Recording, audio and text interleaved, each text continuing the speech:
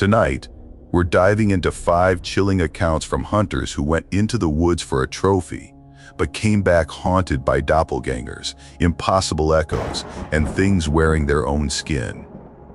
To keep seeing our content and support the channel, subscribe first and hit that bell now. Let's head into the trees.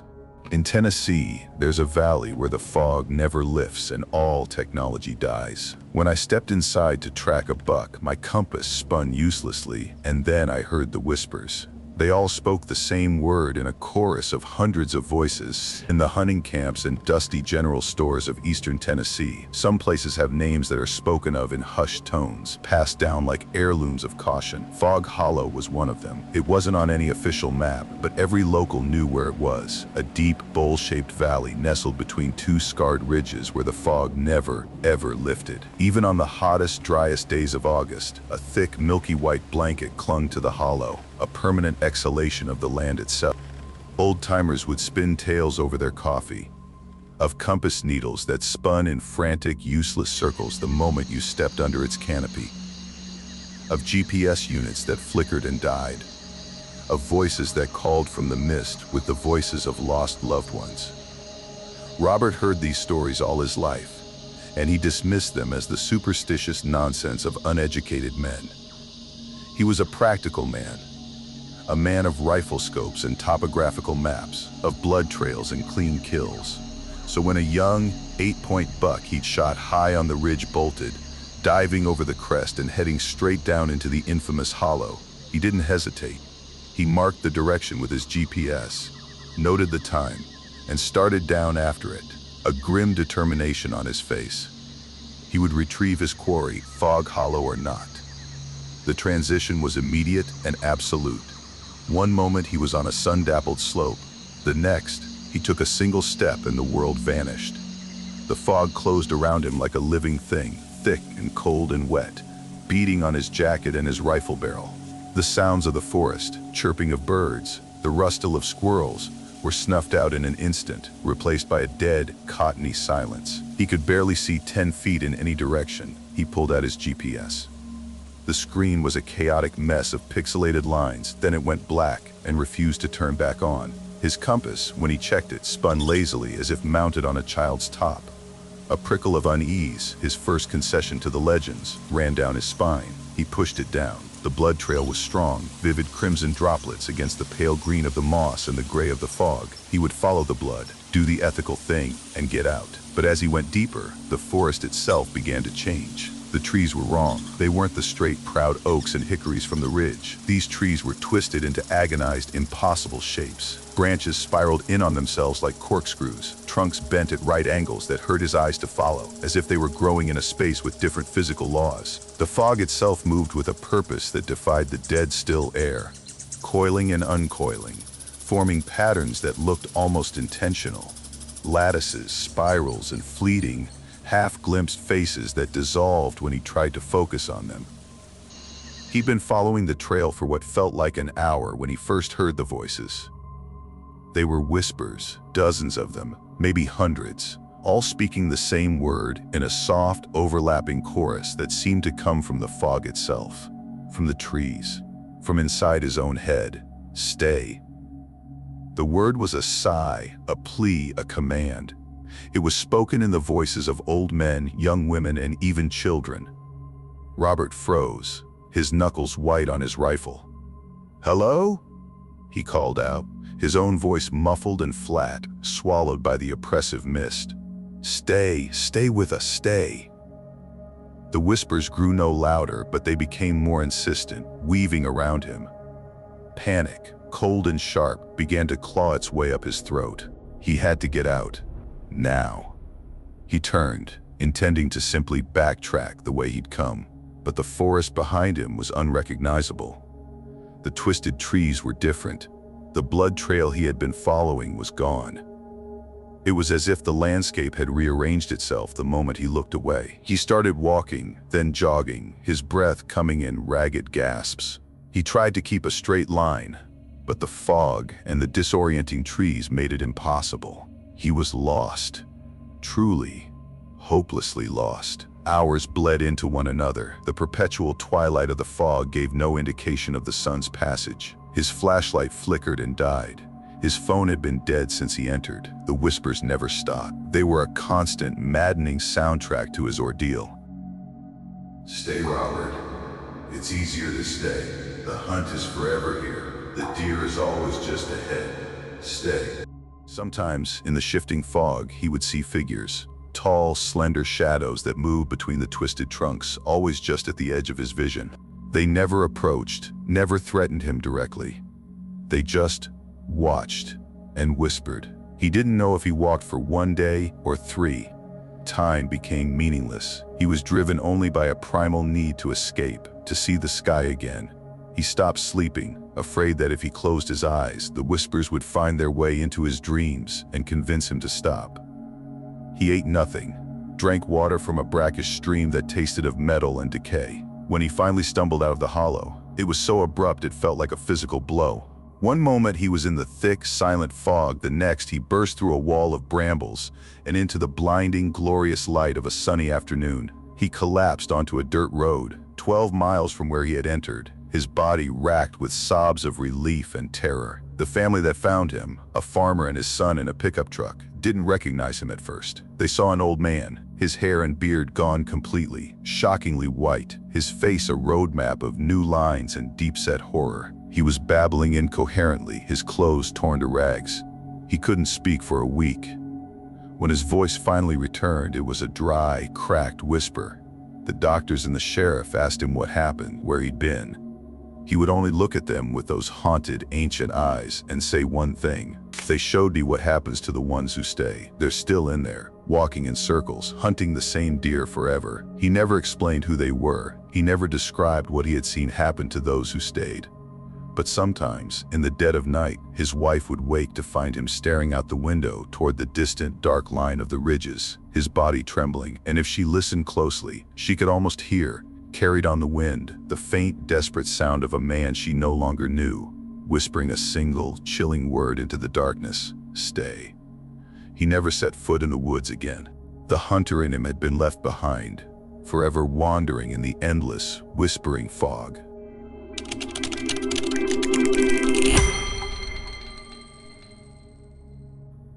I built a private hunting stand deep in my woods, but on opening morning, someone was already there.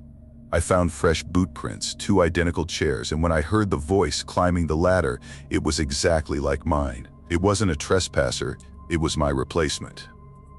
Kyle was already mostly awake, the familiar cocktail of opening day anticipation and ritualistic focus coursing through him. He moved through the dark of his kitchen by memory, the hiss of the propane stove as he brewed a pot of strong, black coffee, the clink of his therma being filled, the methodical check of his gear laid out on the table, rifle, clean and oiled, ammunition, orange vest. It was a dance he'd performed for 15 seasons, but this year was different. This year, it was all his. 200 acres of prime private land, a wedding gift of sorts from his wife's family, a dream he'd nurtured since he was a boy, follow his own grandfather through public woods. He'd spent the last month of autumn preparing it, and the crown jewel was the tree stand.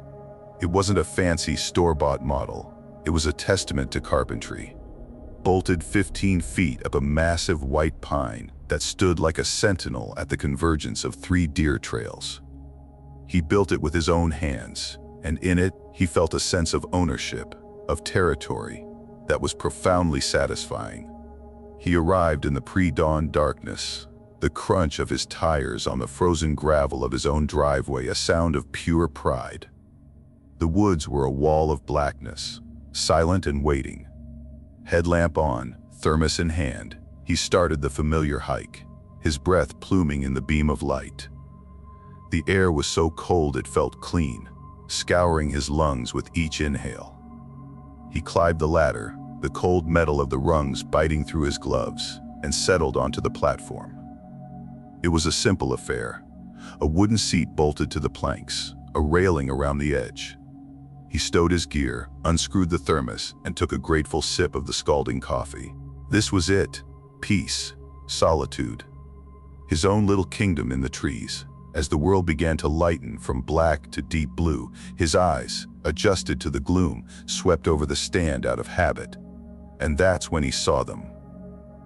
Boot prints, fresh ones, pressed into the delicate layer of frost that coated the wooden planks. His heart gave a single, hard thud against his ribs. He leaned closer, his headlamp beam illuminating the details. They were size 11, the same size he wore. The tread pattern was familiar too, deep, aggressive lugs of his own hunting boots. A cold knot of confusion tightened in his stomach. He'd been the last one here during setup. He'd swept the platform clean himself. These prints hadn't been here yesterday. They were fresh from this morning, or last night. Maybe I sleepwalked, he thought, a desperate, rational clawing at the edge of his panic. But that was absurd. He lived miles away. His eyes, darting nervously, then fell on the second. There had always been one chair, a single sturdy seat he'd bolted down himself. Now, positioned side by side, as if they had always been a pair, were two chairs. They were identical. The same weathered gray wood, the same pattern of green moss creeping but the legs, the same slight rust stain on the left-hand bolt. It wasn't just a similar chair, it was a perfect duplicate, as if it had been there for years, aging in tandem with the first. The sheer impossibility of it was a physical blow. His mind scrambled, trying to find a purchase on a reality that was suddenly shifting under his feet. His breath started coming in short, sharp gasps, fogging the air in frantic bursts. He had to get out. Now. This was wrong. Deeply, fundamentally wrong. He grabbed his rifle, the metal cold and reassuring in his grip, and moved toward the ladder. The sound froze him solid. It was the sound of weight on the ladder below him, a slow, deliberate step. Then another. Creaks. Someone was climbing up. Terror, pure and undiluted, flooded his system. He was 15 feet in the air with one way down, and that way was being blocked. He brought his rifle to his shoulder, aiming the barrel at the square opening in the platform where the top of the ladder emerged. His hands shook so violently the sight danced a frantic. He shouted, his voice cracking with strain. "Identify yourself! This is private property!" The climbing stopped. The silence that followed was heavier, more menacing than the creaking had been. Then, a voice floated due from just below the platform. "Kyle, why are you pointing that at me?" The voice was his own. It wasn't an imitation. It wasn't someone who sounded like him. It was his voice. The same timbre, the same slight rasp in the lower register from the years of smoking he'd quit 5 years ago. The same inflection he used when he was confused or annoyed.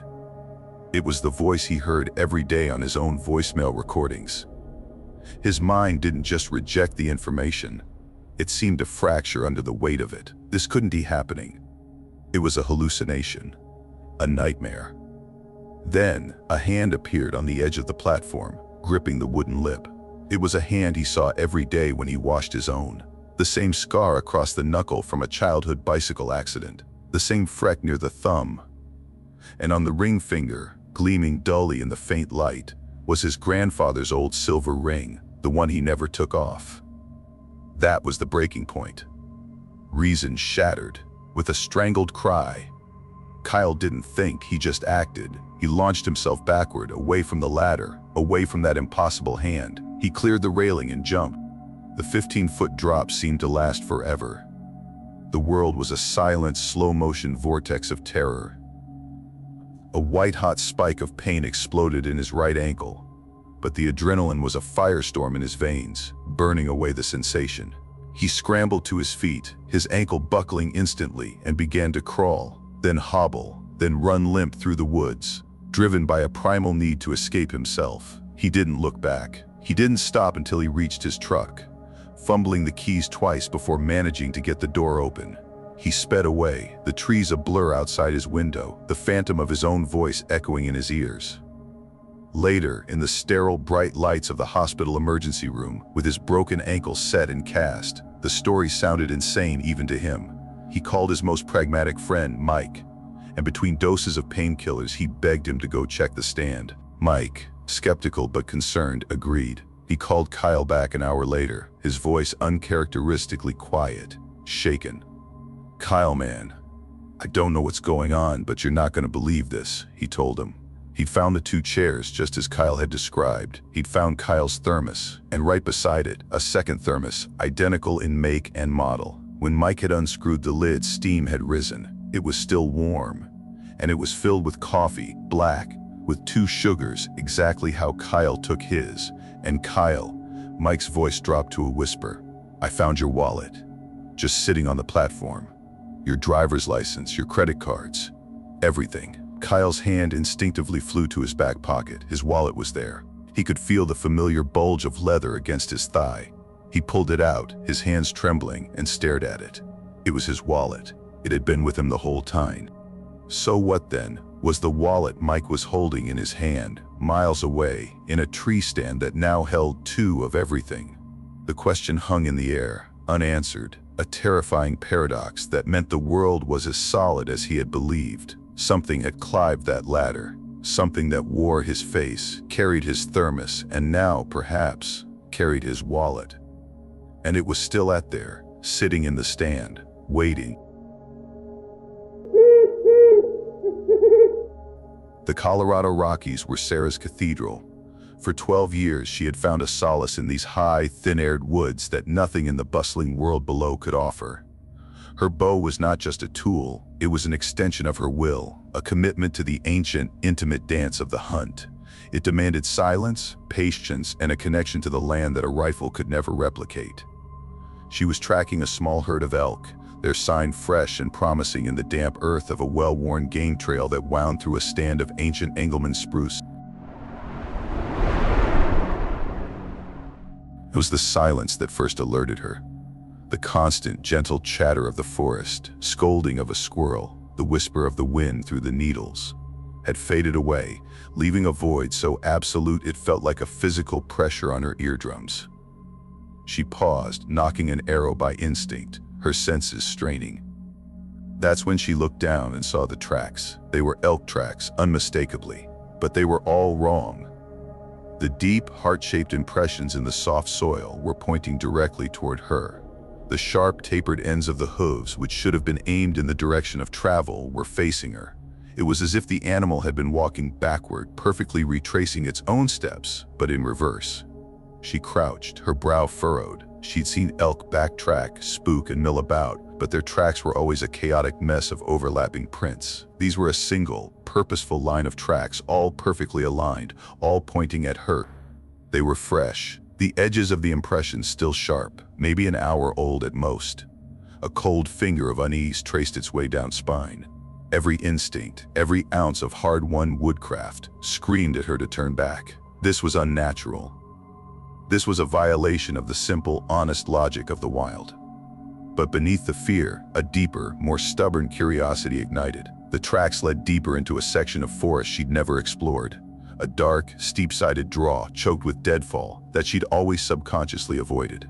Against the screaming of her better judgment, she followed. The reverse trail led her on for what felt like miles, descending into the heart of the shadowed draw. The forest grew darker, the canopy of spruce and fir closing in overhead, blocking out the midday sun until it felt like twilight. The silence persisted, a thick, woolly blanket smothering all sound. No birds called, no insects buzzed. There was no rustle of life. It was as if she had stepped out of the living world and into a photograph, a place where time had stopped. The air grew cold and still, carrying a faint, coppery scent, like old blood and wet stone. Then she found the clearing. It was a perfect circle of bare, black earth, devoid of even a single blade of grass. And in the center, standing in a flawless ring, were 7 elk. They were massive, healthy animals, their winter coats thick and dark. But they were frozen, utterly, completely still. Not the alert stillness of a wary animal, but the absolute immobility of a statue. Their legs were locked, their heads held high. They didn't breathe. Their ribs didn't expand or contract. Their eyes were wide open, but filmed over with a milky, dead white, like marbles. Sarah stood at the edge of the clearing, her bow half drawn, her blood running cold. The scene was a tableau of perfect, pristine death. It was wrong in a way that went beyond predation or disease. It was a ritual, a display. Slowly, carefully, she began to back away, her eyes fixed on the motionless circle. Her boot came down on a dry branch hidden under the pine needles. A snap. The sound was like a gunshot in the profound silence. In perfect, horrifying unison, all 7 elk heads turned toward her. There was no fluid motion, no grace. It was a single, jerky, mechanical movement, accompanied by a sickening, wet sound of cracking cartilage and grinding bone, as if their necks were being forcibly wrenched. Their mouths dropped open, not in a bleat or a snort. Their jaws unhinged, gaping wide, far wider than any animal should, and from 7 throats, a voice emerged. It was a voice she knew better than any other in the world, a voice she hadn't heard in 5 years, since the cancer had taken him. It was her father's warm, gentle baritone, but it was layered, multiplied, speaking in a chilling, 7-part harmony that echoed faintly in the dead air. "You shouldn't have come here, baby girl." The sound was a physical violation, a theft of a cherished memory twisted into something monstrous. Tears sprang to her eyes, born of equal parts terror and a profound, desecrating. "Wreath is where the lost things wait." Sarah ran. She turned and fled, crashing through the undergrowth, abandoning all stealth. Behind it, the sound of pursuit erupted, a thunderous, earth-shaking cacophony of hooves, as if 100 animals were charging. The ground vibrated beneath her feet. The noise was immense, filling the world, promising to overtake and trample her into the dirt. After 100 yards, her survival instinct forced a glance back. Her body braced for the impact of a 1,000-pound animal. The forest behind it was empty, silent. There were no elk, no thunderous herd. Nothing, just the same still, dead trees. The sound of the hooves had vanished the instant she looked, cut off as if a switch had been thrown. The only sound was the ragged, sobbing gasp of her own breath and the frantic pounding of her heart. She didn't stop running until she reached her truck, her body trembling uncontrollably. She locked the doors and drove, her knuckles white on the steering wheel, not feeling safe until the mountains were a distant blue line in her rearview mirror. Weeks later, the memory had begun to feel like a fever dream. She forced herself to go through the motions of normalcy, which included checking the trail camera she had mounted on a tree at the entrance to the draw, the one she'd passed just before finding the reverse trail. She needed proof, one way or another. Proof that she had gone in, proof that she had come out. She plugged the SD card into her computer, her hand shaking. The footage loaded.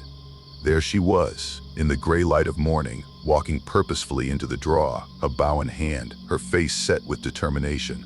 The timestamp ticked by. Minutes passed, then an hour.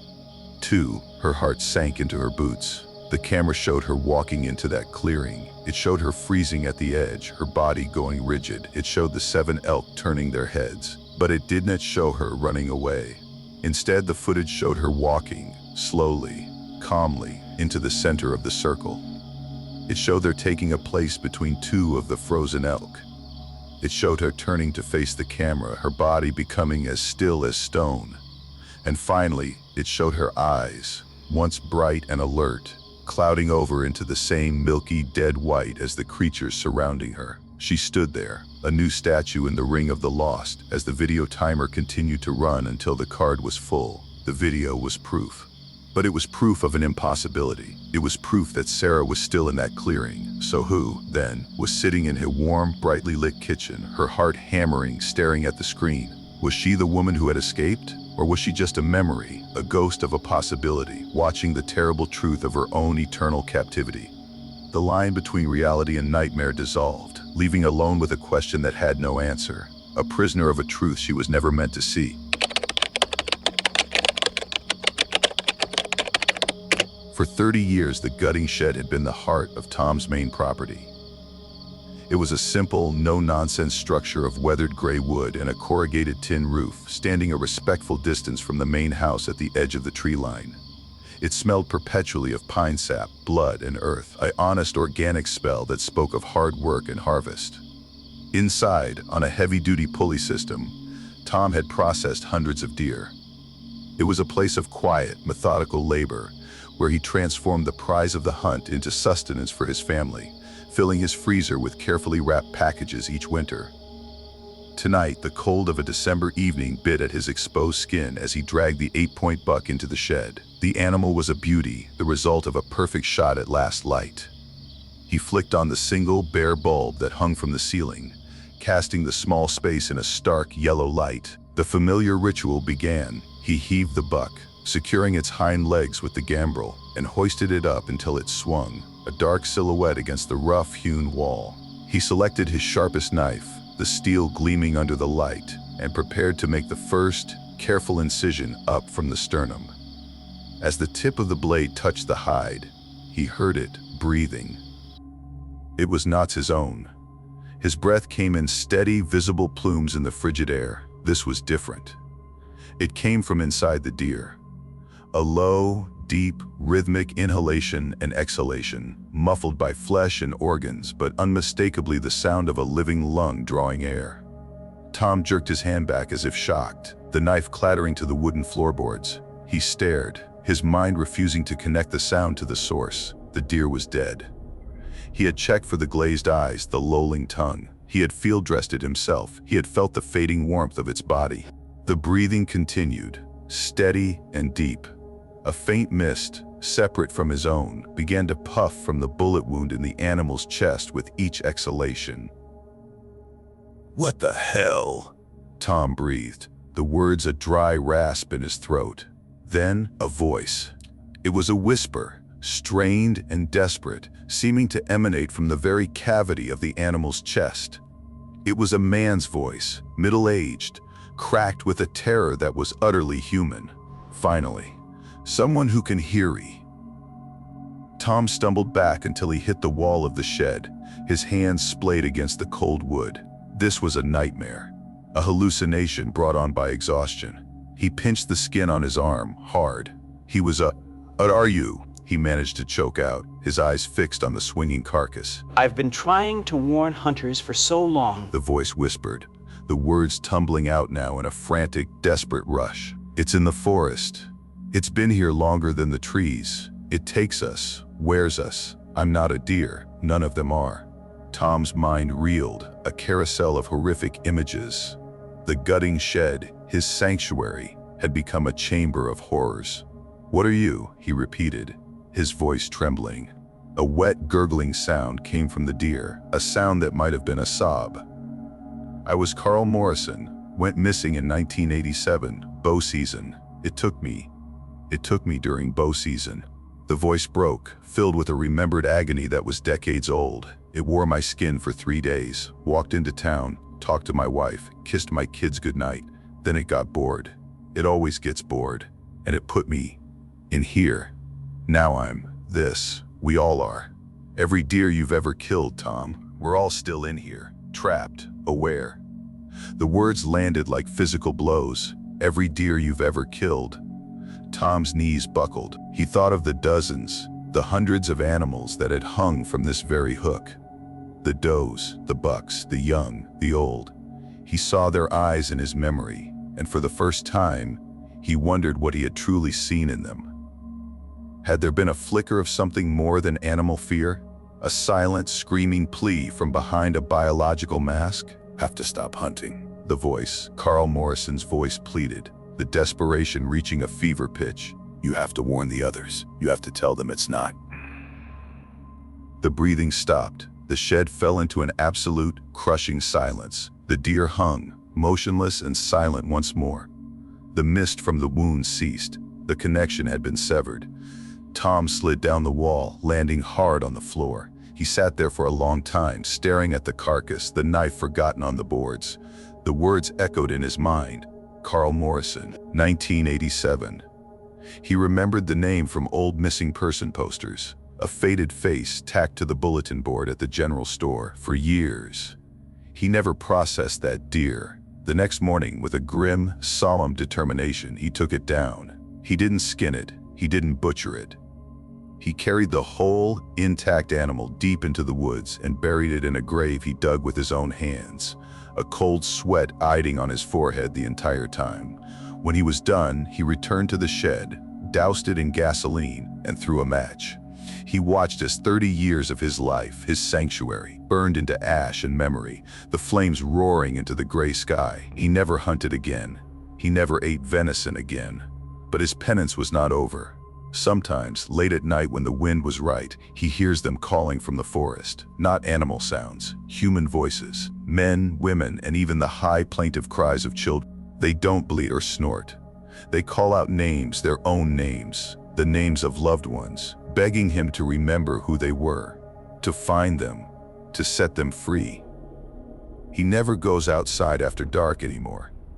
He sits in his house with all the lights on, a prisoner in his own home, listening to the ghosts in the woods, forever haunted by the knowledge that every time he had taken a life in the forest, he hadn't been ending a life at all. He had been adding another soul to an eternal, screaming prison.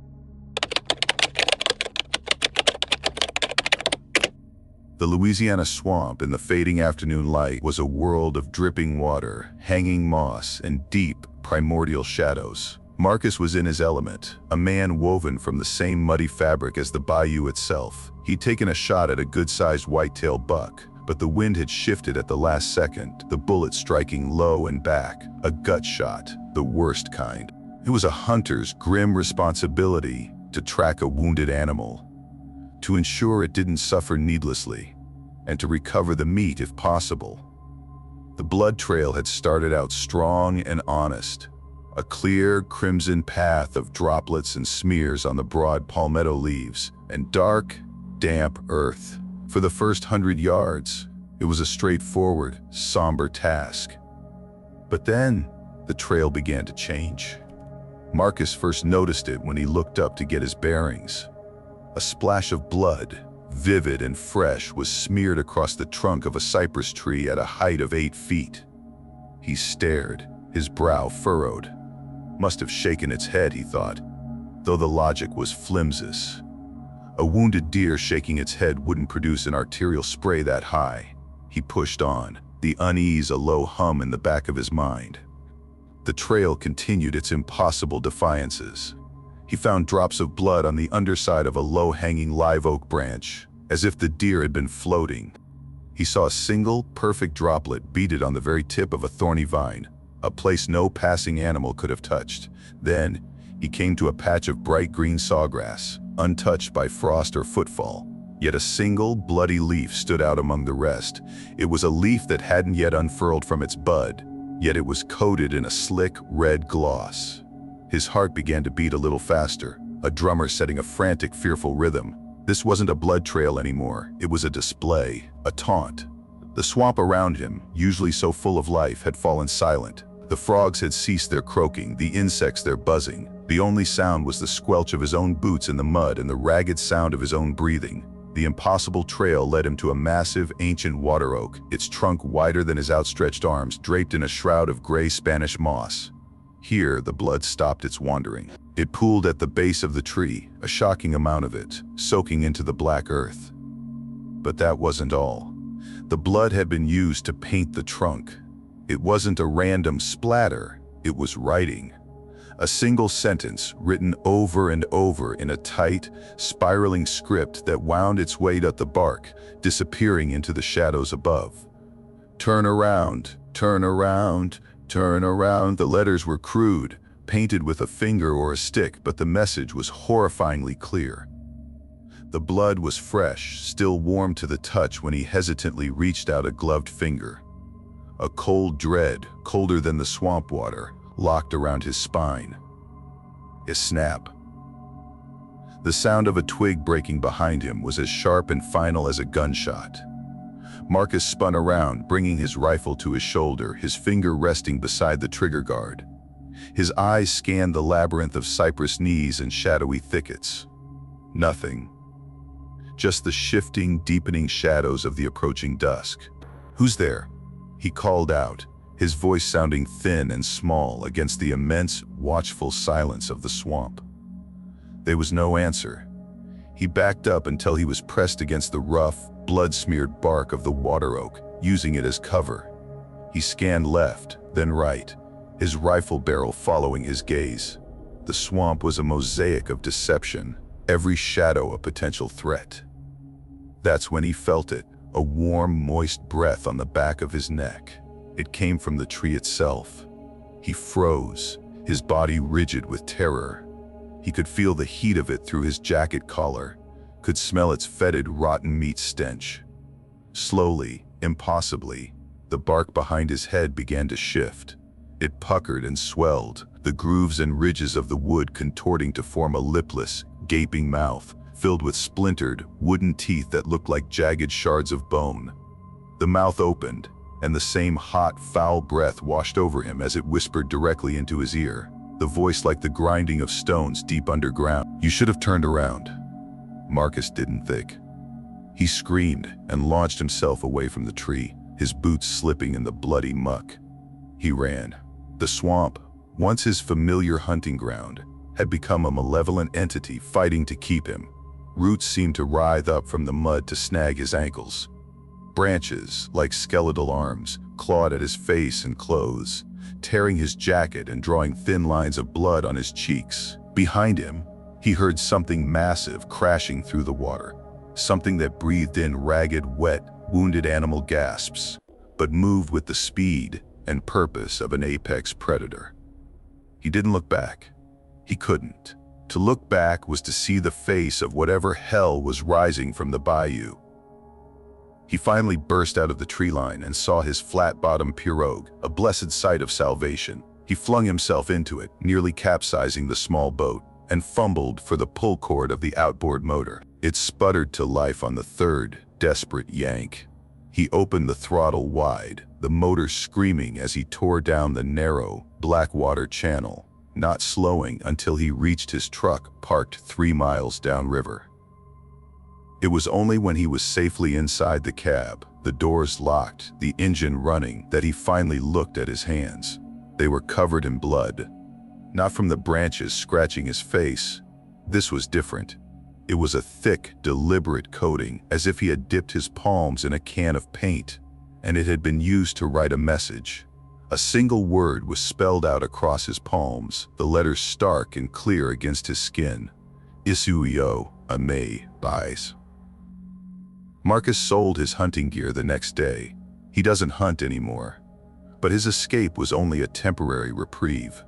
Every morning he wakes to find new messages. They are written on his walls in a rust-brown substance that smells of swamp water and decay. They appear on his bathroom mirror, obscuring his reflection. And sometimes, in the dead of night, he wakes to find his own hands, once again, stained and inscribed with the same terrible, looping script. The messages are no longer single words. They are getting longer.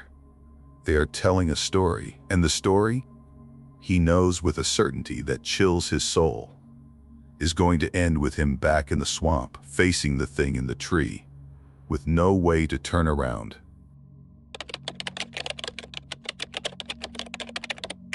The Texas hill country at midnight was a vast, black ocean under a sky dusted with cold, distant stars. Derek sat in his hunting blind, a cup of lukewarm coffee in his hand, a feeling of boyish excitement thrumming through him. This was the maiden voyage for his new toy, a state-of-the-art thermal imaging scope. It had cost him a small fortune, but as he lifted it to his eye and scanned the field, he knew it was worth every penny. The world through the lens was a study in monochrome heat. The cold ground was a deep, featureless black. The clumps of live oaks were slightly warmer, appearing as ghostly gray silhouettes. And then there were the hogs. A sounder of feral pigs rooted and grubbed along the tree line 200 yards out. Through the thermal, they were brilliant, glowing white shapes, their internal heat turning them into perfect, walking fecans against the cold landscape. It was like cheating. He could track their movement, pick out the largest sow, and take a clean, ethical shot without them ever knowing he was there. He settled in, a predator granted a god's-eye view of his domain. That's when he saw the other figure. It was at the far edge of the clearing, standing perfectly still just outside the tree line.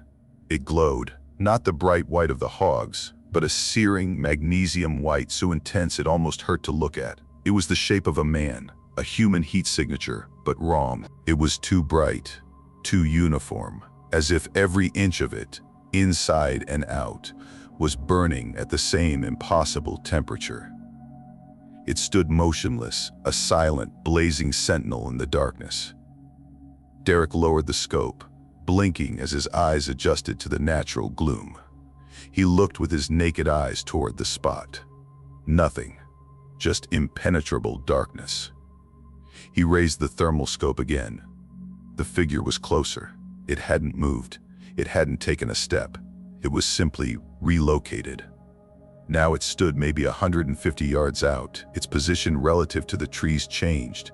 It was still facing him, a featureless pillar of incandescent white. The hogs, oblivious, continued their rooting, their own heat signatures seeming dull and mundane in comparison. A cold knot tightened in Derek's stomach. "Hello?" he called out, his voice sounding small and foolish in the vast quiet. "This is private property. Identify yourself." Through the scope, 100 yards, the figure was closer still. Its silence was more menacing than any shout. Its heat signature was unnervingly stable, a constant, raging inferno contained in a human shape. It didn't flicker or fade like a real body's heat should. His mouth went dry, a desert dustiness that made it hard to swallow. This wasn't right. This wasn't some trespassing drunk. He looked away from the scope, his heart hammering against his ribs. He counted to 3, a desperate attempt to impose order on the chaos. 1, 2, 3. He raised the scope again. 50 yards. It was now standing at the edge of the field, just beyond the barbed wire fence that marked the boundary. It was so close he could see details in the thermal image that made his skin crawl. The figure was completely smooth. No clothing, no facial features, no hair. Just a seamless, glowing silhouette of impossible, concentrated heat. And its head was tilted at an angle that was profoundly unnatural. A sharp, broken neck tilt that made Derek's own neck ache in sympathy. That was enough. Reason was overruled by a primal, shrieking alarm in his brain. He grabbed his rifle, abandoning his expensive chair and cooler, and ran for his truck. He crashed through the dry brush, not caring about the noise, his only goal to put metal and glass between himself and that thing. He could feel it watching him, that blank, featureless face burning into his back. He reached his Ford F-150, yanked the door open, and threw himself inside, slamming the lockdown with a trembling hand. He fumbled for his keys, dropping them twice before managing to jam the right one into the ignition. The engine roared to life. As he threw the truck into reverse, a final, morbid curiosity seized him. He had to know. Was it still there? Had it followed him? He made the mistake of looking through the thermal scope one last time. It was pressed against his driver's side window. The scope was filled with that blinding, white-hot silhouette. It was so close the details resolved into a horrifying clarity. It had no eyes, no nose, just a smooth, featureless expanse. But as he stared, frozen in terror, the lower part of the face changed. A vertical line appeared in the seamless white, widening into a dark, gaping maw. A mouth, open in a silent, endless scream, and the face, smooth, burning oval, resolved. It was his face, his exact face, captured in a heat signature. Every contour, the line of his jaw, the shape of his brow, it was all his. It was him, screaming a silent scream of terror from the other side of the glass. Derek screamed himself, a raw, ragged sound. He slammed the truck into drive and stomped on the gas. He didn't care about the fence, the cost, the damage. He plowed straight through 200 yards of barbed wire, posts snapping like twigs, the metallic shriek of wire scraping along the truck's body filling the night. He didn't slow down until he was on the paved county road, his home lights a blessed beacon in the distance. The next day, the shock had subsided enough for him to remember the scope had a built-in recording feature. He'd forgotten it was on the entire time. With a dread that felt like a physical weight, he plugged the device into his computer. The footage was exactly as he remembered. The hogs, the first appearance of the figure, its impossible advances. And there, in the final, horrifying frame, was the proof.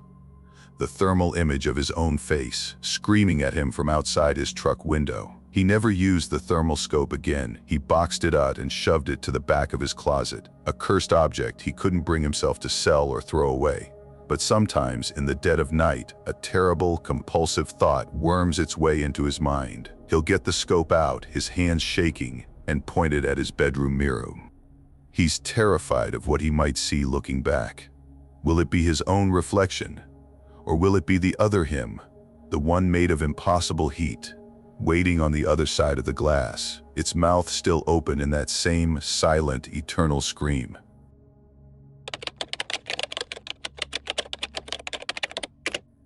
We were hunting our family's favorite mountain, grieving the loss of our father, when a massive buck walked out of the mist. We all saw it, we all watched it speak, and the voice that told us to leave the mountain was the voice of our dead dad. The Oregon Cascades in November were more than a destination for the four brothers. They were a second home, a place woven into the very fabric of their souls. Every year since they could shoulder a rifle, they had made this pilgrimage. It was a tradition inherited from their father, a man of the mountains who had taught them to read the forest like a book and to move through it with respect. This year, the first without him, the trip was heavier. The silence where his booming laugh should have been a presence in itself. But they were here to honor him, to find solace in the familiar rituals he had taught them. The second morning they split out as usual, a well-rehearsed strategy to cover the vast basin. They went to their separate ridges and draws, the names of which were part of their family lexicon. Jake to the cathedral, a stand of ancient firs. David to the slide, a rocky scar from an old avalanche. Marcus to the creek bottom, and Tom to the high ledge. The plan was to meet back at camp for a late lunch. When they regrouped, the mood was initially light, the familiar camaraderie a balm. They shed their packs, fired up the camp stove for coffee, and began recounting their mornings. "Remember that massive 8-pointer we saw this morning?" Jake said, warming his hands over the stove's blue flame. "By the creek in the cathedral? Biggest rack I've ever seen on a living animal." Nods and murmurs of agreement went around the circle. They all remembered, a magnificent monarch of the forest, standing knee-deep in the misty water at dawn, its antlers a sprawling crown of bone. It had been a moment of pure, wild beauty, a gift from the mountain. "What'd you think when it spoke?" Jake asked casually, as if inquiring about the weather. The silence that fell was immediate and absolute. The gentle hiss of the stove seemed to grow deafening. David, who had been pouring coffee, froze, the stream of black liquid overflowing his cup and sizzling on the hot stove. "You heard it too?" David whispered, his face pale. He set the pot down with a clatter, his hands unsteady. They had all heard it. The buck had lifted its head from the water, droplets falling from its muzzle like liquid diamonds.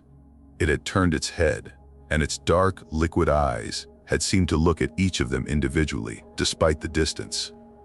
Then its mouth had opened, and their dead father's voice, warm and gravelly, the voice that had told them bedtime stories and scolded them for tracking mud in the house, had come out, clear as day. "Boys, you need to leave this mountain, right now." "I thought I was losing my mind," Marcus admitted, his voice cracking. He ran a hand over his face. "It knew things. Private things. After it told us to leave, it looked right at me. It said, 'Marcus, open the letter. It's too late.'" He looked at his brothers, his eyes wide with a haunted fear. "Dad wrote me a letter before he died. I was too angry, too grief-stricken. I never opened it. It's still in my desk drawer." "How could it know that?" "It told me about Mom's music box," Tom added, his voice barely audible. "The little wooden one Dad bought her on their honeymoon. It said, 'Tommy, the last note is still in there. She'd want you to have it.'" He looked around at his brothers. "He used to hide little love notes for Mom inside it. We found it after the funeral, but it was empty. I figured the notes had been lost over the years." Each brother had heard a different, deeply personal addendum, a secret known only to their father and themselves. Each had dismissed it as a waking dream, a hallucination born of grief, exhaustion, the thin mountain air. But if they had all experienced it, if they had all shared the same impossible memory— "We need to go," Jake said, standing up so abruptly his camp chair tipped over backwards. "Now, we're leaving." Panic, cold and efficient, galvanized them. They didn't pack neatly. They threw gear into bags and trucks. Tents were collapsed and stuffed, still staked. The uneaten lunch was abandoned. As Jake frantically rolled up his tent, a photograph fluttered out from between the folds of the rainfly and landed face up on the pine needles. None of them remembered taking it. It was a color photo, slightly blurred, as if taken in a hurry. It showed all four of them, standing in a semicircle by the misty creek in the cathedral. And standing with them, in the center of their group, was the massive 8-point buck. But it wasn't standing on all fours. It was standing upright on its hind legs, its body unnaturally erect, one front hoof resting casually on Jake's shoulder in a grotesque parody of camaraderie. And its face, it was their father's face. Not a deer with human-like eyes. It was his face, his kind eyes, his slightly crooked nose, his familiar, gentle smile, perfectly and seamlessly grafted onto the deer's furry head. The buck was smiling their father's smile, the one he reserved for when he was truly, deeply happy. Jake flipped the photo over. On the back, in their father's unmistakable, looping handwriting, was a message. "I've been waiting for you boys to come back. Every year I wait. One of these years, you'll stay." They didn't speak. Jake fumbled for his lighter, his hands shaking so badly he could barely strike the flint. He held the corner of the photograph to the flame until it caught, watching their father's smiling face blacken and curl into ash. They never hunted those mountains again. They couldn't. The memory of their father, the man they had loved and respected, had been twisted into something predatory and patient. But the mountain wasn't done with them. Every November, as the first snows dust the Cascades, they each receive the same dream. Their father appears at the foot of their beds, his kindly face still attached to the powerful, furry body of the buck. He doesn't speak, he just stands there, smelling of pine and cold mountain air, and he looks at them with those loving, familiar eyes. And in the dream, the same unspoken question hangs in the air, a question that chills them to the bone and ensures they never sleep well again in November. "When are you coming home?"